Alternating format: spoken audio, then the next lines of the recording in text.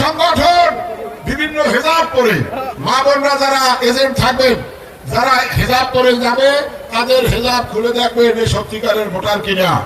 এবং আপনারা দেখেছেন ইতিমধ্যে এই গুপ্ত সংগঠন, এই মুনাফিক দল জামায়াত ইসলামী ইতিমধ্যে বিভিন্ন ব্যালট ছাপিয়েছে, আপনারা ফেসবুকে দেখেছেন না?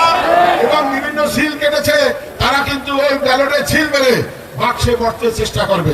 আপনারা বাক্সার দিক সুদৃষ্টি রাখবেন, বাক্সার দিক তীক্ষ্ণ নজর রাখবেন, বাক্সা যাতে ঢুকাতে না পারে। এদের যারা থাকবেন আপনারা বাক্সে ব্যালটের পিছনে স্বাক্ষর না দেখে ভোট গণনা করবেন না। আপনাদেরকে আরো বলতে চাই, আপনারা যারা একটা সেন্ট্রালের একটা কেন্দ্রের প্রধান এজেন্ট থাকবেন, আপনি আপনার ওই বাক্স কয়টা গেল ওই কেন্দ্রে চেক করবেন, ব্যালট কত গেল চেক করবেন। এরপর বাক্স যখন দেবে বাক্সে চারটা, প্রথমে চারটা এবং পরে একটা মেইন নাম্বার দেওয়া বাক্সটাকে আটকানো হবে। আপনারা মেইন নাম্বার যে বাক্স ভরে যাবে সেই বাক্স ওই নাম্বারটি আপনারা কাগজে টুকে রাখবেন এবং যখন বাক্সা খোলা হবে ওই নাম্বারের মাধ্যমে খোলা হবে, সেইটা আপনাদেরকে লক্ষ্য করতে হবে।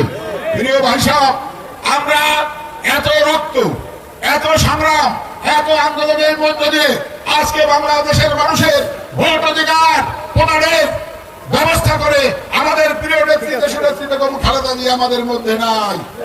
তাই আমি আপনাদেরকে অনুরোধ করব, তার বিদায় যাত্রা যাতে শান্তি পায় সেই লক্ষ্যে আগামীতে এই বাংলাদেশের মানুষ, এই মঠবাড়িয়ার মানুষ যাতে ভোট কেন্দ্রে তারা সুষ্ঠু শান্তিপূর্ণভাবে উৎসব মুখর পরিবেশে ভোট প্রদান করতে পারে, সবাই সেই দিকে লক্ষ্য রাখবেন। বিএনপির সর্বস্তরের নেতাকর্মী ভাই বোনেরা।